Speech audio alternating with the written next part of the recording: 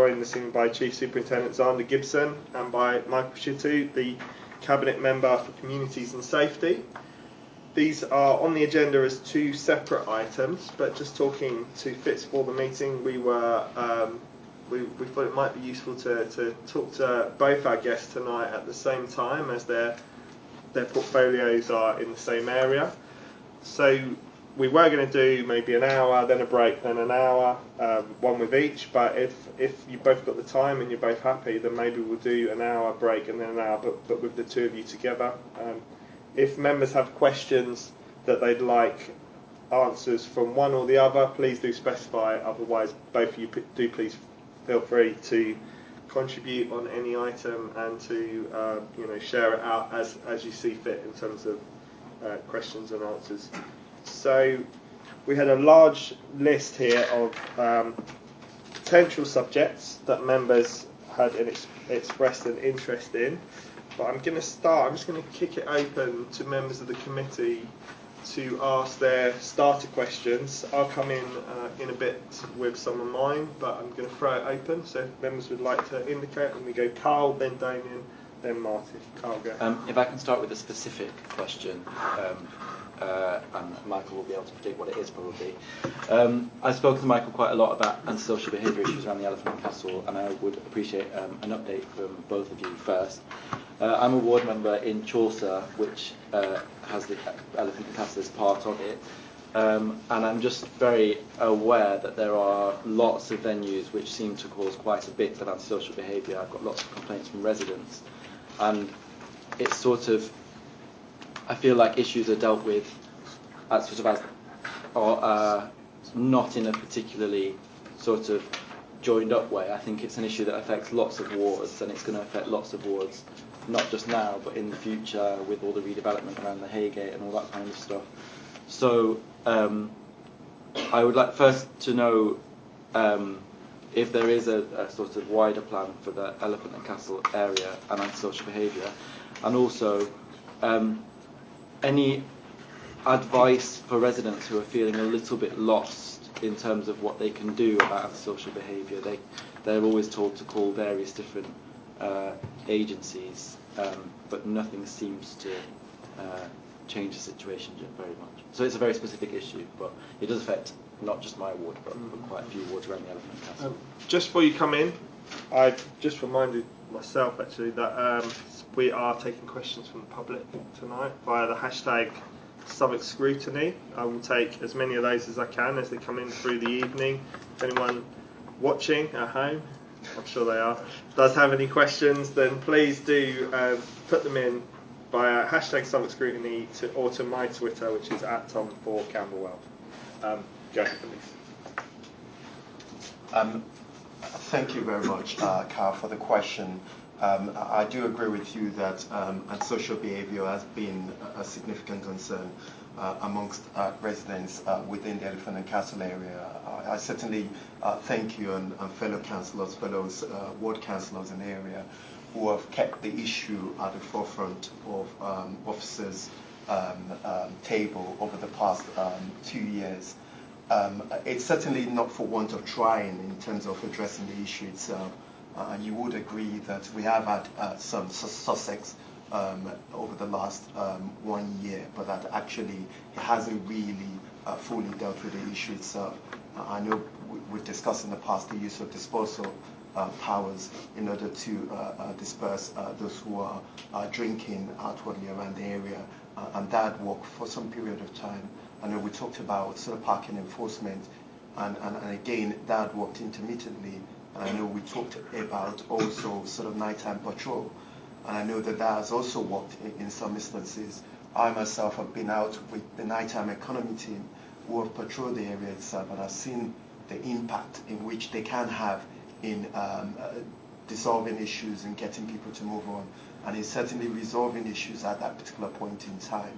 I guess the challenge for us as an authority in dealing with antisocial behaviour is looking at what can work within the resources in which we have in itself, and it is about challenging the various departments within the council to work together in a more joint, in a more thoughtful way. And I'm quite sort of, it's certainly one of the areas in which I've certainly seen an improvement in officers coming together. I know over the last 2 to 3 months, I've certainly seen how officers have come together in terms of addressing the issue. And I know that one of the challenging areas that has been a problem issue, particularly in the area, is how we can be better at parking enforcement itself, particularly with the patrons of various of the institutions parking in some of our estates where they shouldn't be parking at all. And certainly I know that our parking team have been trying to address the issue, but within the powers in which we have itself, we have met some difficulty in utilizing some of the parking powers we have, but we're looking at how we can do that better itself. What I am quite clear about, certainly with officers, is that we've got to leave all options on the table. We've got to look at what we do at the moment, how we can do it better in order to achieve the results for our residents. And also we've got to be prepared to challenge the venues as well, that actually we would no longer tolerate a situation whereby they can be the people who offer the environment for the various people who do come into the area to cause the antisocial behavior which we are experiencing. And it is part of actually saying that venues have got to think about doing more in terms of contributing to patrolling in the area. Venues have got to do more in terms of their own patrol within the area, but also do more in terms of ensuring those who do use their venue are informed about how they've got to be respectful to the neighbours in the area itself. One of the things I've asked our officers to go back to is to look at the option of having a late nighttime levy on venues who do sort of operate past 12 a.m. And for me, it's not about penalizing businesses, but it's about actually recognizing that some businesses do cause additional problems and issues in the area, and how can they start to become part of the solution itself. So those are some of the tools we've got within our power, which we're trying to utilize at the moment. I can understand a lot of residents' frustration, and I've spoken to, you've invited me to some of your public meetings, and I've spoken to a lot of residents who are very frustrated that this issue has been going on for a long time. But what I will continue to ask residents to do is to continue to report it to us, because when we are aware about the extent of the issue and as to how it's manifesting itself at various times, we will be able to develop the tools in order to address it itself. And we're all ears as well. We're all happy. We're all also hoping to listen to see what other ideas people do have in mind. I know our antisocial behavior units are now sort of ensuring that we've utilized the new powers that has been granted to us within the new Antisocial Behavior Act, so that we can actually clamp down on issues at an early stage. The problem with antisocial behavior is that it is very transient. It moves, it develops in different form in different areas. We have a limited resources, but we're trying to utilize the resources we have in order to address the problem that arises at that particular given point in time. Well, from my point of view, I've got the utmost sympathy for the people who have suffered antisocial behaviour. I've been out there myself, both day and night time, and I've witnessed a fair bit of it. The challenge that we've got around there, of course, is you've got so many different things going on.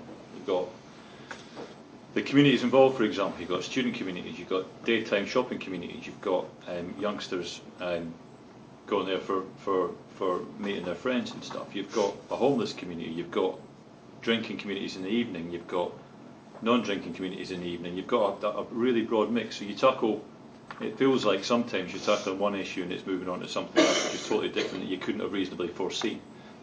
And I know in your particular ward there were some issues around people stealing out of bins in order to sell clothing on to charities. I think particularly at the moment it's antisocial behaviour early hours of the morning, weekends. Right. Okay. So last weekend, I'm not going to name the premises, but we've taken one of the premises on there to an expedited review, because I just think licensing, we should be challenging it. And as far as the future is concerned, we're doing the joint patrols with the local authority employees. We're working hand in glove with the local authority to try and resolve this, because it's not all crime issues, there's some antisocial behaviour issues. It's a remit that covers both.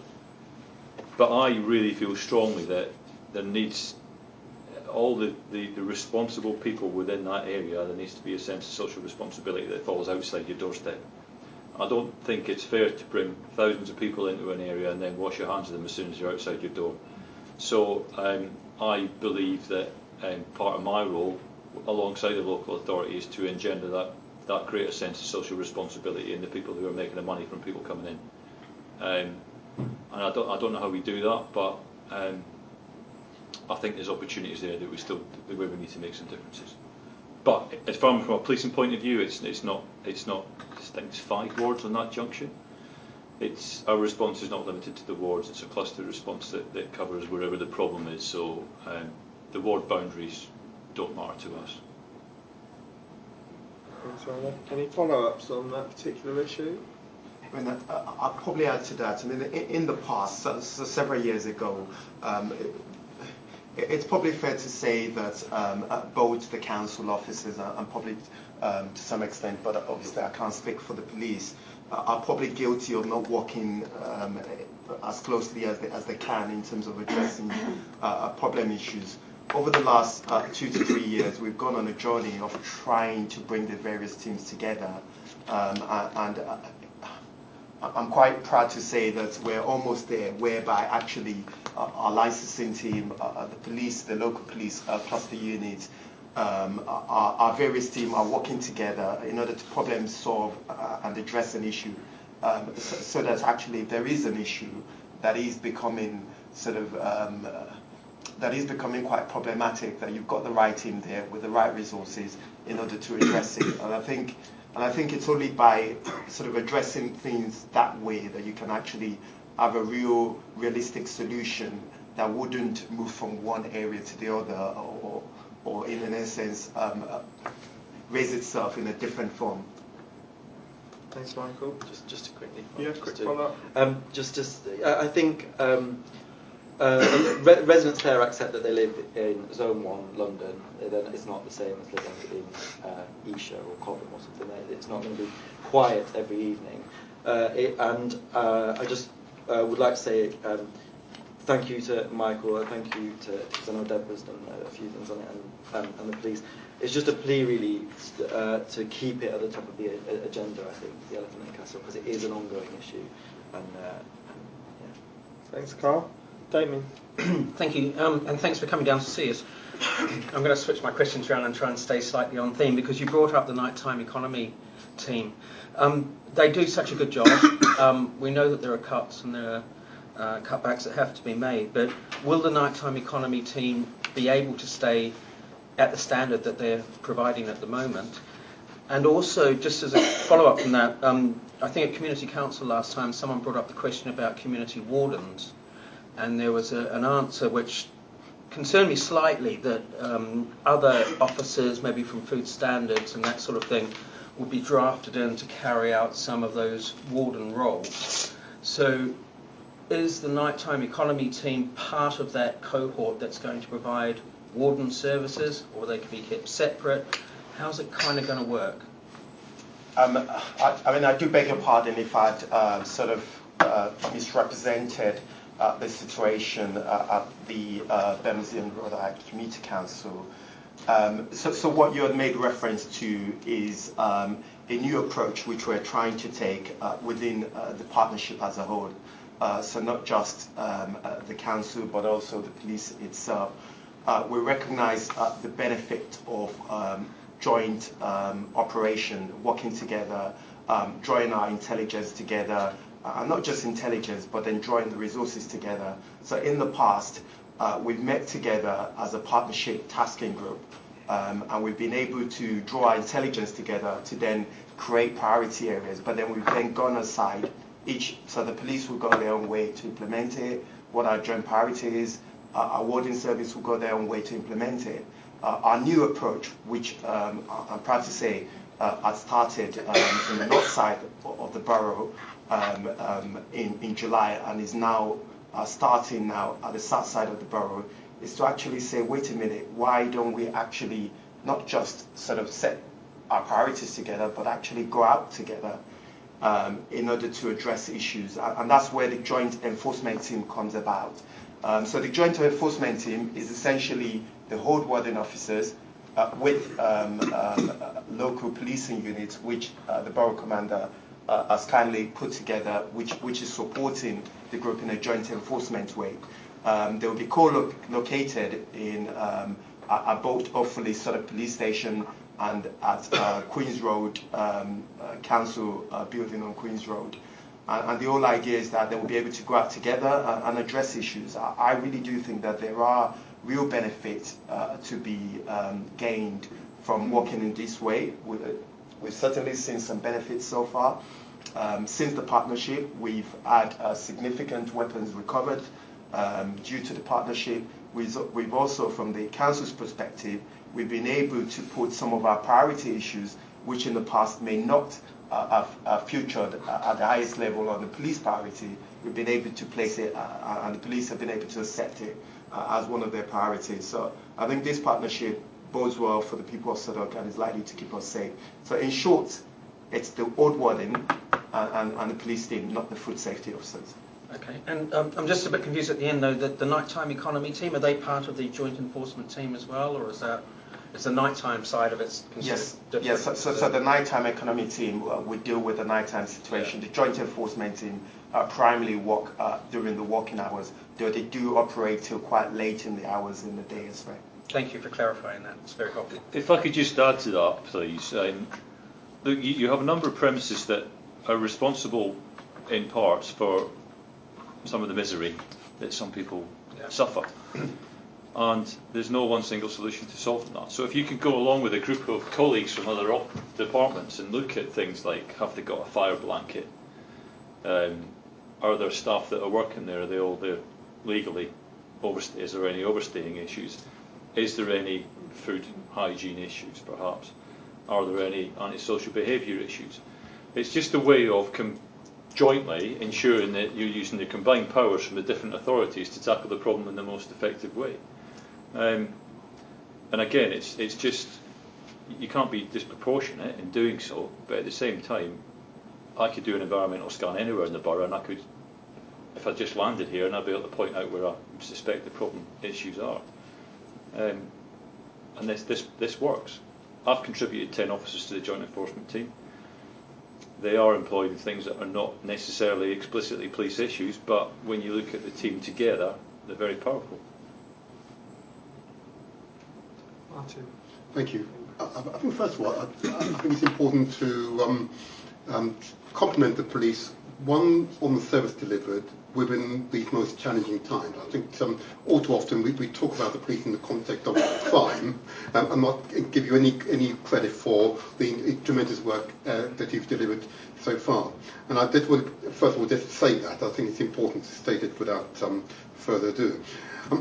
But I do want to go on to just address a number of issues. First issue, of course, very recently, there have been a homicide in my own ward. It was a young man who was recently stabbed. And of course, it brought down to me an issue of the level to which the police are able to earn the trust, particularly of young ethnic minority boys, okay, within the borough, so that they feel able to communicate and freely give information. And it's quite clear from the family that are involved that the issue of finding the perpetrators, it's been a challenge.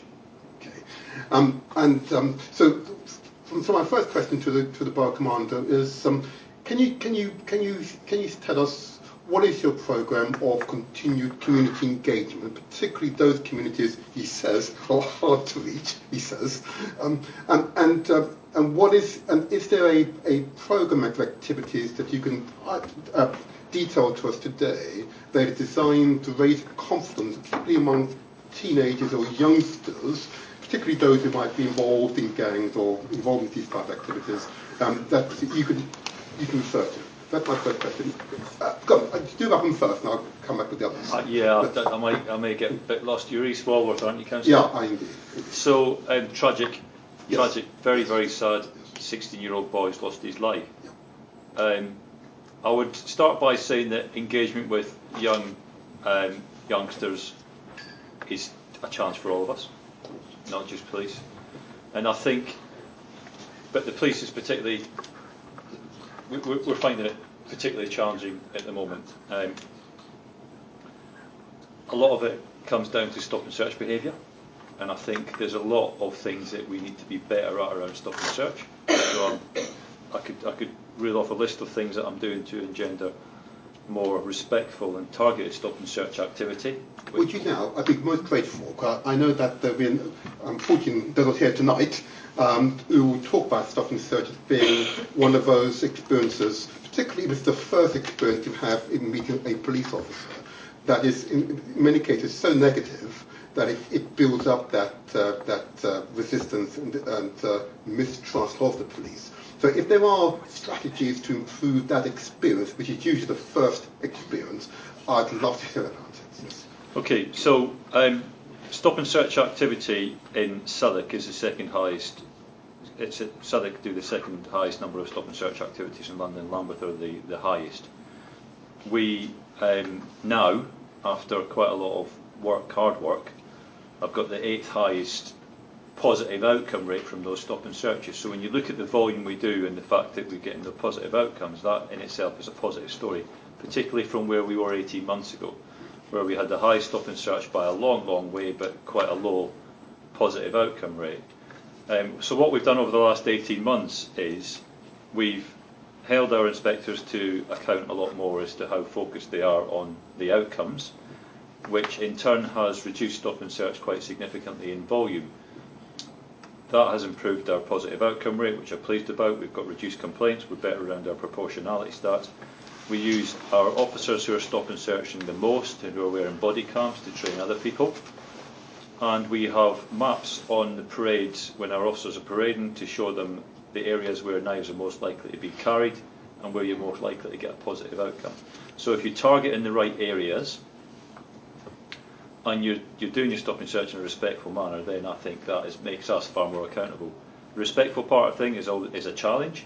It is a challenge, and respect is a two-way thing, but at the end of the day we are wearing the uniform, we're getting paid, we're the professionals. So that message has gone out. All my staff know that respectfully conducted targeted stop and search, those are the two things that I support their activity on, and if it's not respectful, it's not targeted, I don't. I need a community mandate for it, which is why I've got we quite often tweet knives that we find, we do weapon sweeps, and I seek the Safer Neighbourhood Board's consent for me to carry on doing what I'm doing. And we do closely monitor complaints. So we've still got a way to go to earn the confidence. I think it is a big contributor to public confidence in young people, but we have come a long way over the last 18 months. Our proportionality stats are still, we are stopping slightly more black people than we are white. We're stopping slightly less Asian people than we are white. But it's not the 1 in 6 that people talk about, it's less than 1 in 2. 1 in 2, okay. It's less than 1 in 2. So there's a few mismessages in that. I've been to quite a number of youth events. I've personally spoken to young offenders, taken their concerns and issues around stop and search. We're quite visible in certain parts of the community around trying to address their needs and concerns. You are always going to get young people on the streets in high knife crime areas who are going to be subject to stop and search, and it's a tactic that I wholeheartedly support, particularly in times of rising knife crime, which we're currently in. So it's a challenging one, and everyone's got a different view on it. I could paint a scenario and I would get a different response from different people depending on how they feel about stop and search as a whole. So it is a really tricky one. We've got to keep talking, and I'm happy to take any comments or suggestions as to how people think we can do things differently. We've got an engagement event with the Safer Neighbourhood Board next week on your estate, Okay. on your ward, Yes. in the TRA there. There's an engagement event with young people, and we're hoping to get young people who are from that estate involved in that discussion around how we can be better. Hopefully we'll get people turn up and it'll be a useful event for us, but it's difficult to get people to these types of events, which I'm sure all public servants have experienced in trying to get young people in. I guess for me we can never be complacent. While I'm seeking a community mandate, I will always continue to seek a community mandate. I need people to support what we're trying to achieve. But the issue around stop and search and knife crime is not just one for police, and I think there needs to be a consistent and a clear community narrative that everyone buys into that allows us all to focus on the same objective. And I think we've got a vast number of people who are very, very supportive of individual schemes and programmes, but I think we're lacking a cohesive approach to this, if I'm frank. We haven't quite harnessed all that energy and all that motivation to do something about it. And so I think that is what we could currently do better. Schools, I personally met all the head teachers, invited all the head teachers in last week, we're at the start of the new week, last week, and I spoke to about 3/4 of the head teachers around what I would like to do differently about being clear and consistent around identification of vulnerability before it results in the consequence, which could be gang, it could be child sexual exploitation, it could be extremist behaviour, it could be FGM, but I want to take us, I think we're too focused on the consequence, and I want us to come way further back and look at how we can mitigate, identify first, and then jointly mitigate the vulnerability in young people. Can I ask you, if I may, sorry, Chair, just to interrupt you, and I think if I may just focus on that for a moment, because that's a particularly crucial issue as to why a young person would carry a weapon. Okay, and I think that's what I want to focus on for a moment. And can you, and maybe it's also maybe a question for Michael as well, just to understand why would a young person feel vulnerable in our borough, and what is it that we are now doing to reduce their feelings of vulnerability and therefore their need or perceived need to go on the street with a weapon for protection, which is primarily, I'm told, the reason why they have it. Now, so is it that they are afraid that the police isn't there and therefore protect them, therefore they protect themselves, or are there some other factors which we've yet to discuss, which is actually the root cause of them taking out these weapons? Because clearly, from a parent's point of view, the idea of any one of my children walking with a weapon I find completely out of bounds. But I've had my son tell me that he does feel somewhat apprehensive, and there you go. I think there's a couple of issues here. There's a sense of belonging to a peer group that no one else can achieve that same status, whether it be family, whether it be school, whether it be officials, and certainly not police. And there's that loyalty to that peer group. Even to the extent that I hear, and I've heard this from young offenders face to face, that if they're even seen to be speaking to people in the street, whether it just be a "Hi, how you doing? I stopped you last week. Are you okay?" There's a fear of being labelled an informant.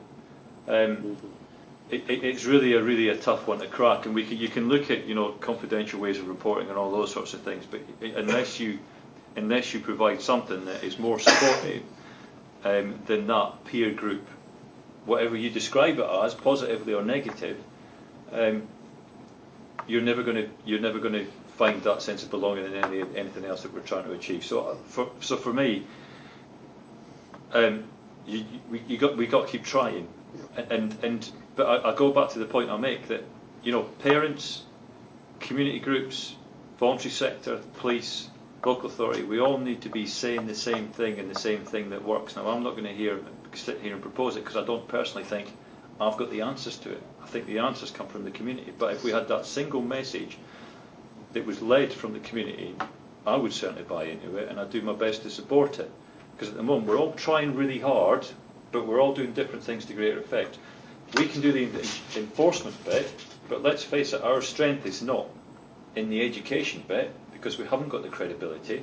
Our strength isn't in the support bit because we haven't got the credibility. Our strength comes in that bit. So you need the identification, the education, the support, and the enforcement all to tie up together under a single strategy going forward for me, of which we play a key part, but we're certainly not the only part of it. I think I've answered your question. You have. I've gone on a bit, so apologies. I mean, just building on what Commander Gibson have just said, I mean, I do agree with you that there are multiple issues in play, and I do agree with you in terms of actually that there are challenging issues. I think if you move on from that issue and you think about sort of how society has changed over the past 3 decades, and you broaden it away from just young people. I think certainly what I've seen over the last several years is the fact that we are struggling to deal with the perception that actually, in order to, if you do have a dispute with someone, that you can resolve the dispute by stabbing someone or carrying a knife. Yesteryears, when you have a dispute with someone, you say it by words. It's verbal insult, and at most, it's a little bit of minor level physical assault. But I think the proliferation of using a weapon, so whether a baseball bat, a knife, or anything else, is a modern day significant issue which we as a society are struggling to grapple with. Because if somebody feels that the other person may use a weapon, then they will feel the need to carry a weapon, and vice versa. And we all know the stats that if you do carry a weapon, whether it be a knife, gun, or anything else, then there's a significantly more risk that actually you will be victim of the weapon in which you carry itself. And I think that there needs to be a wider education in respect of this. But I do accept what Xander also says, that actually we as a community and the council has some role here in terms of taking a more leadership role, in terms of actually seeing how we can sort of have an educative program, educative campaign, which challenges some of the issues in which, be it young people or adults, think in terms of the perception of why it's okay to carry weapons. I know certainly our youth offending service and our community partnership services, we're looking at bringing together mothers who have lost young people in order to form a very strong, passionate group of people. Because sometimes the best way to reach out to people is getting them to understand the impact of what a knife crime or knife activities have been on their life. If they can go into schools, if they can go into community centres and actually challenge people's perceptions and people's thoughts, that you can get a change and perception within the community itself.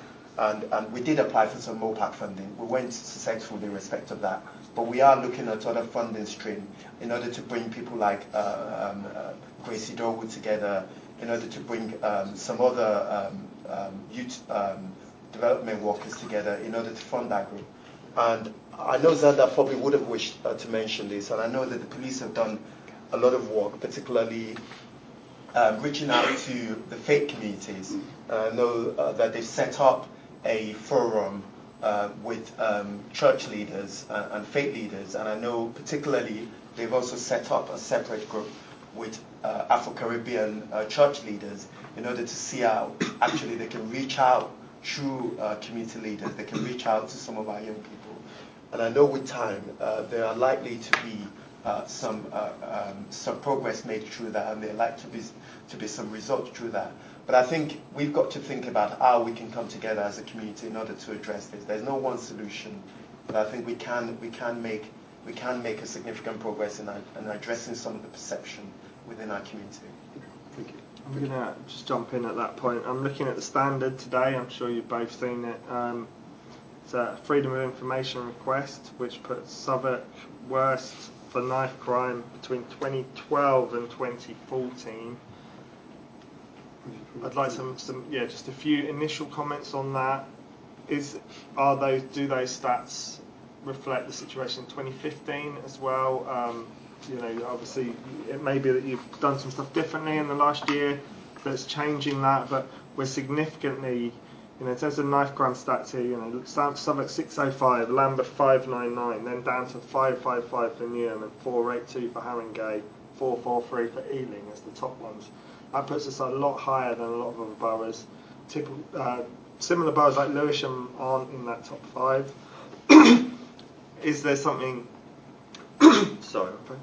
Are we, aware that needs urgent attention? And this is a comms issue as well. Like we talked about safety and perception of safety, but if people are reading that in the standard today, while they're worrying about whether or not they need to carry a knife, it's It's not a pretty picture, and I wondered how are we so much higher than some others, and what is it about Lambeth and Southwark that put them top as well? Because I think neighbouring boroughs and all that, it's interesting. They're both there.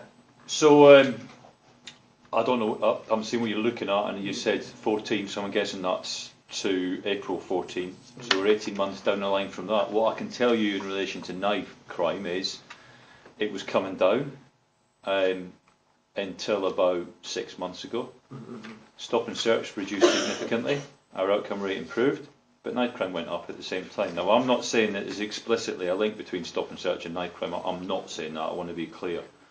But that's one of the reasons why I started to look more at encouraging, respectful and targeted interventions, because I think we can contribute through stop and search as one of the tactics. Southwark has always been a high knife crime borough, incredibly regretful. One of the contributing factors is it's got a significantly higher volume of domestic related knife crimes. So in the home, where everyone's got a readily accessible quantity of knives, we've always, for some reason, had a higher volume of knife crime within the domestic environment than other boroughs. And we're working with repeat offenders, repeat victims, doing what we can to support and make sure that doesn't remain the case, but it nonetheless does. So that slightly skews it, not too much. It is always a high knife crime borough. It has been for as long as I've been a police officer, in 25 years. But we have had quite a number of successes over the last few years. It's currently on the increase by, youth knife crime is down by 3% year on year, but overall knife crime is up 10% for the financial year to date. So it is a challenge that is there. It has always been a priority for police in Southwark, and I can see for the foreseeable that will remain so. If you're asking me why Southwark and Lambeth, having worked recently in Lambeth and also I've spent 15 years in Newham, I couldn't put my finger on it. You've got gang or peer groups or associations that are a large contributing factor, and you've also got a connection with street robberies where knives have been used that are prevalent in those three boroughs as well. But as far as finding the solution to it, if I knew it, they wouldn't be the three highest. I don't think we're the highest at the moment. I don't know, but I really don't think we're the highest at the moment. Okay. I had Chris, then Eleanor, and then PJ. Chris? Yes, I'm here as a rep from the Tenants' Council. I'm not a councillor. Just everything that is said requires another question almost, doesn't it? Yeah. Because it seems to me that the people we're trying to reach, the people that are trying to reach them are people in uniform, council officers, churches. And it feels to me that the people that should be trying to reach the young people are their own peer group. They need to have role models. I worked for an organisation called the Southwark Group of Tenants Organisations, and we've just set up a youth forum. With the council, there was one event at the Elephant Castle. I can't remember the sound something. Chat back. The chat back, yeah. I remember just walking in and feeling I'm 100 years old when I went in there. And we did another one at Bell's Gardens. There's so many good examples out there, so much talent, so many young people that want to get involved. And I'm just looking at a lobby, well, I have my phone out, a lobby leaflet that I've just been reading about the fact that Southwark's going to cut 70% of the youth service. So we're talking at a time when everyone's talking about how well they're all going to work together and how much improvement they're going to make, at a time when we know that there's a cut in the police services and obviously a lot more emphasis on the moment at other things that are happening in the world today. We're talking at a time of incredible cuts, and I just can't see how these two things go hand in hand. In April you're thinking of cutting youth services by 73%. And in the next breath, we're talking about how much more closely we want to work with the youth, how we want to find out about the youth. Where will the youth go if the youth services are going? It's just a really frightening time, and I think we've got to use much more imagination than how are the police going to work with various formal organisations. I think how is the council, how are we all going to work with the youth at their level so that they can actually create their own role models to go out there and say to the offenders, if you like, you're not on. And I just think we're not imaginative enough in how we could tackle the problem, basically. I mean, I obviously can't go into sort of the youth service in general at the moment. It's certainly for my colleague, Councillor Vicky Mills, in a respective portfolio. But all due respect, you have to take the same responsibility. You are the council. Well, I mean, what I will say, just bear with me. What I will say in terms of our approach to engaging young people in terms of the delivery of our services is that I do agree with you that the ideal position to be, and you're more likely to have a direct impact if you are able to get a group of young people together to actually involve other young people in in addressing some of the issues in which we've been talking about today. And that's why we have maintained a group called the Southwark Young Advisors, who were present during the recent murder on the Newton estate area, who do a lot of outreach work at schools, who do a lot of outreach work on some of our town centre, whether in Peckham, in Bermondsey, another area. There are young people who Southwark employs to speak with other young people and address some of these issues. I've certainly seen them out speaking to young people before. I also know that we have, as you rightly identify, fund and organise other youth events which is seeking to address some of these issues itself. So I think we could do more. I accept it's not enough, and we're getting to that position.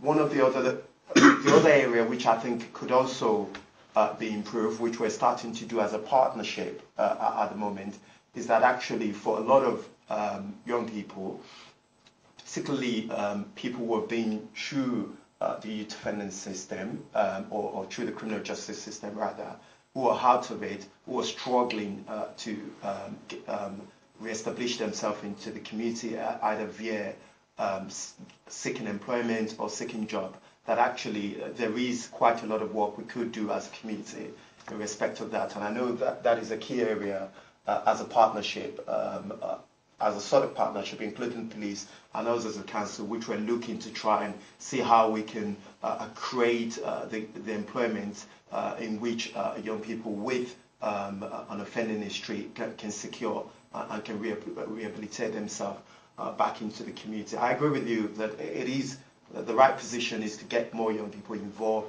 in order to challenge the issue. I think that's what we have to do. That's what we're trying to do. If you have got interesting ideas in terms of doing that, I'm certainly all open ears, and I'm happy to look into that. The issue in terms of how you restructure the youth services is certainly a conversation which my colleague, Councillor Vicky Mills, will have to have with you and certainly the community at large. I think you've absolutely spot on as far as role models are concerned.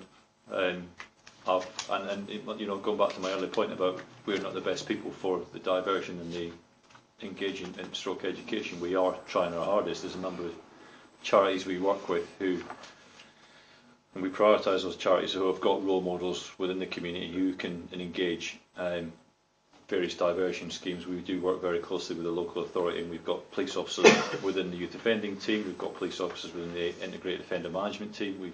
We're heavily invested in this. But again, the challenge is those young people who you need to engage, if that person falls out with their peer group, it's an awful lot harder. So the people that you need to engage are not the people who are going to be your youth ambassadors and your people who are going to be your those particular leaders. It's a starting point. It's a really, really important starting point. But it's a real challenge to break away that sort of cohesive peer group. that peer group pressure that those kids will be under. And just as a follow-up on that, the effect of should there be a reduced youth service in Southwark on potential crime? Look, there's efficiencies to be made, I think, from everywhere at the moment, and I can see opportunities whereby we can reduce things and we can be more effective while we're doing it. There comes a point where that is stretched a bit too much, to be frank. I'm not aware of the specific plans around youth services, but I'm pretty sure that there's still opportunity for us to be better together before we start worrying too much about reductions. Yes, Deborah. I think it's probably just worth adding something that the leaflet that you're referring to is talking about the cuts or proposals around what might be cuts to a particular department in a particular area of the council that provides services for young people, both the teenage end and then right down to the sort of, the little kids, the play end. But that isn't all the services that the council provides for youth, and particularly when it comes to those kids who are at risk of getting involved in offending, getting involved with peer groups who are offending. A lot of those services come from other places. So Councillor Sheetu's already talked about the Young Advisors, a really important group, a wonderful group of young people who've really got the links with people who are at risk. Many of them were at risk themselves at times. They're really a fantastic group. We've also got the Youth Offending Service is still going. There are lots of things that the council provides for young people to do. Some of what the Youth Service and Play Service did was support people at risk, and some of it was just provide things for them to do. And we're still providing lots of stuff through all sorts of leisure activities and sports activities, and the arts team did this fantastic thing where they were bringing people in, doing a wonderful thing where they were learning how to record. We got an artist coming in, helping teach them how to do things that reached a different cohort. And really crucially, we know that an awful lot of the good work that's done isn't necessarily done by people going, I'm a council officer, but actually it's done by these wonderful charities. You've mentioned Grace Adowu. There's the Jimmy Nissen Foundation based at Millwall, which has a really mind-blowing project around knife crime, which is very impactful for young people. You've got the all sorts of voluntary organisations, and I think the challenge for the council now is how we, working with the partners, given that we're facing such a hideous financial position, how we can actually kind of be more than the sum of our parts with those partners. And I think that's part of this consultation that we've got to do on how do we do all of this, is how we bring all of that together, and particularly kind of try and fund and help and support the community doing things, because that's where the greatest power is, and you've talked about some of the wonderful things that have been done. So I think one has to kind of put it in a bit of context, but that's what I'd say. Thanks, Jeff. Hi, yeah, I was actually going to ask a similar question to Chris, and I just wondered if maybe when we think about recommendations, what we're going to do next, some of the points that Deborah's just made, we could think about, and I see that the council is doing a lot, but I think if there are youth services that are very helpful, particularly in areas like the one for me, Martin represent, we've just had a really serious tragedy, can think about, is there some kind of check, triple check, to make sure that services aren't being cut that really are kind of making a difference to stopping violence. A couple of questions from Michael and Xander. I just wondered if you could give us a general update about the BCSO redundancy process and the kind of where that is and the sort of likely impact and timings on that. And actually something that Xander said that I was really interested in about domestic knife crime, and I didn't know that was so significant. And I'd be interested to know more, and are the victims generally partners of people who have been perpetrators? Are it generally mental health issues that are involved? And do you think, we hear a lot about kind of street stabbings and things like that. We don't hear a lot about domestic knife crime. And I wonder, is the police and the council and people in public positions, are we doing enough to alert the public about that? Let me take the first one, that last question first, because I'm hopeless at multitasking. Domestic abuse, knife crime related domestic abuse is is a relatively small proportion of the total knife crime, so I just want to be clear on that. But we are higher than other boroughs. We can tackle the repeat victims for support. We can tackle the repeat offenders. Hopefully, the whole criminal justice process, securing convictions, is really important around domestic abuse. It's not just getting a charge and then walking away from it. It's the aftercare. And we work with the domestic violence support workers from the local authority, IDFOS we call them, Solace here. So, as far as creating awareness is concerned, I wouldn't want to target a particular community for that. I think the availability of knives in the house is, everyone's got them in their house. I wouldn't want to stigmatise a particular community. I don't think we've got sufficient information to say it's relevant in a particular community. I don't feel the need to be proactive, for want of a better phrase, in that regard. Is it's generally male partners attacking female partners with weapons? Is that generally? Again, this is a wonderfully vibrant and diverse borough. You can't just put it down to that. You've got same sex. You've got parents and children. You've got siblings. That's all included in domestic abuse. Siblings as well. You've got a mental health dynamic in there, and that's before you even start talking about ethnicity and things like that, which you could, it's just too.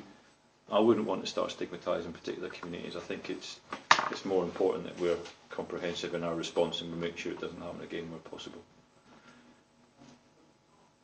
The first part of your question was again on the first part was PCSOs. PCSOs. The Met has not made any decision around PCSOs.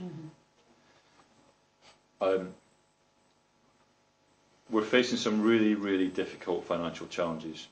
We've got some short-term savings to make by the end of this financial year, and we're making inroads to make those savings. So, for example, reducing our police staff support or reducing our back office support from 21% down to 15% as part of that. 15% as part of that plan, and reducing our supervision ratios, so we're not reducing overall police numbers as part of that plan. So, for example, I've lost the chief inspector here. As part of my senior leadership team, reducing things like police overtime. There's a number of things that we can do in the short term, but the big savings we're going to have to make is going to come up to 2020, and we don't know yet. It's dependent on the CSR, it's dependent on the funding allocation for police forces across the whole of the UK, which is being reviewed. It's dependent on the Capital City Fund, which, believe it or not, is not secure for London because you've got other cities in the north that are starting to bid for it. So there's a number of different things that we don't know what we're going to get. So in January we'll be a bit clearer. Number of options we've got are reduce our police buildings further. We've still got 475 police buildings or thereabout. Personally, I think we could do with a lot less. So in Southwark, sorry if interrupting. No, well, it could mean the loss of police buildings in Southwark, to be honest, Councillor, because I think they cost a lot of money. They're generally not fit for purpose. There's a key issue around visibility and community engagement that we need to consider. But if you talk about efficiencies without losing police officer numbers, then you've got to look at everything. We can look at our back office. We can look at PCSOs. £45 million a year on PCSOs. 800 police officers cost the same as 1,000 PCSOs. So there's a balance to be struck there somehow. And the Commissioner's got a number of options there. They can keep the PCSO numbers as they are. They can reduce them to one per ward, or they can go all together. Probably the three options that but no decision's been made. So you can do all these options, breaking down borough boundaries more to make us more efficient across borders. I think it's something else that could be done. But until we know what we need to save, it would be foolhardy to make those decisions.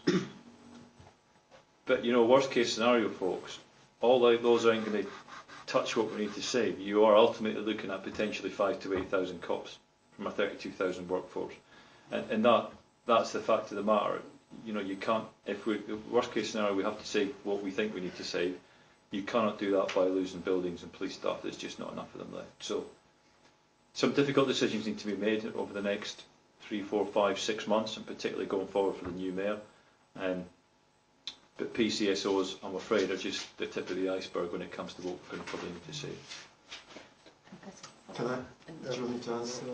Just a quick follow-up on that. But just so I'm clear, so the PCSOs, they are currently in a redundancy process at the moment. So I think I've spoken to some who said that they've been told that they're No, they're at not. risk? Or okay. Sorry, but their existence is subject to the commissioner has to make a decision to keep PCSOs at their current number, to put one per ward, or to remove them But altogether. they've not as individuals been told your job's at risk. You're not. Well, they've been told that those three options.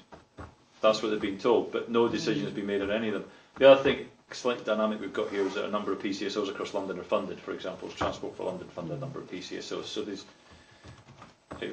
whatever option, even if it's the all PCSOs go, that you're still going to have some funding within other places like Transport for London. But I stress no decision is made, and no decision can be made until January, February.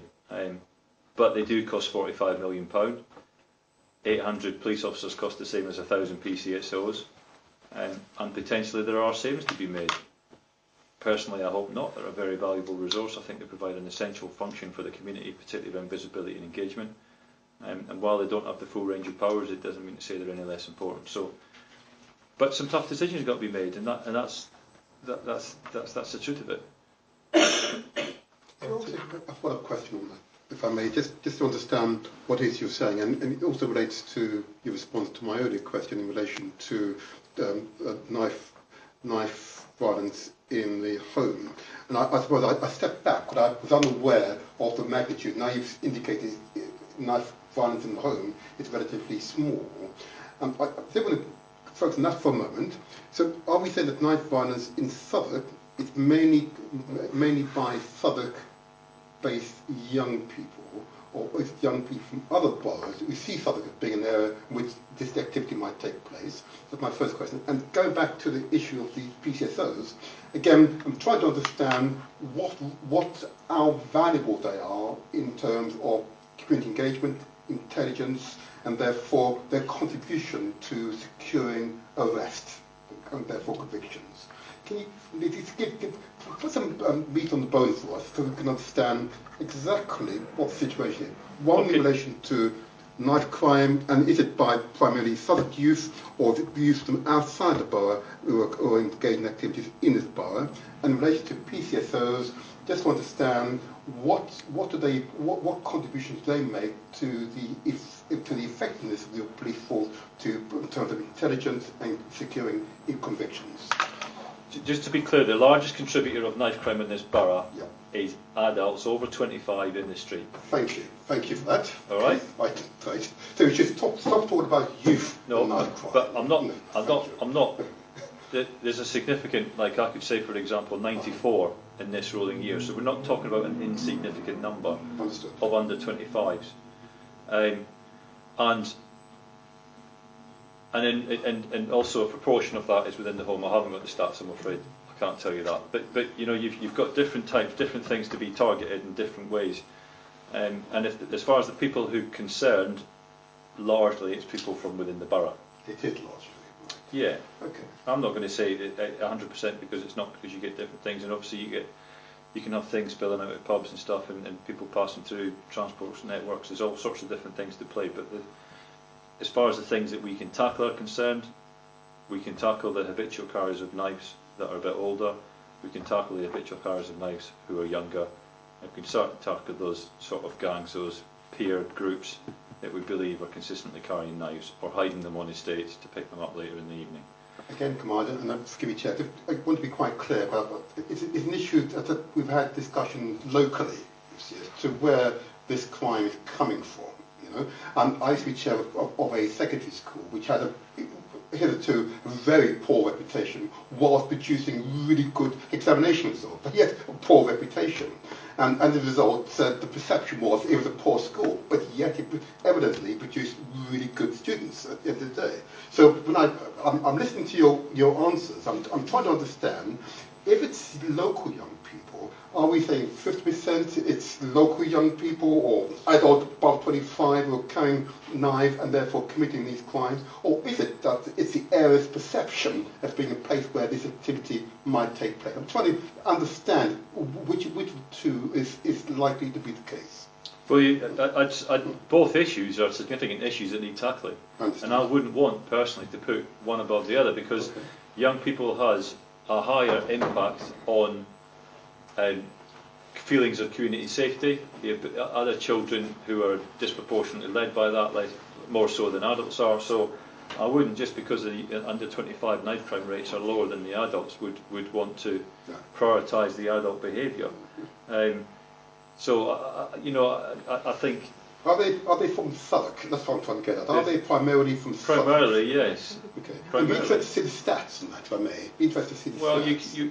Yeah. I mean, I don't know how helpful it will be, because, and I'm not sure where you're going with this, but this is a Southwark Borough issue, and I wouldn't want it to make it any other issue.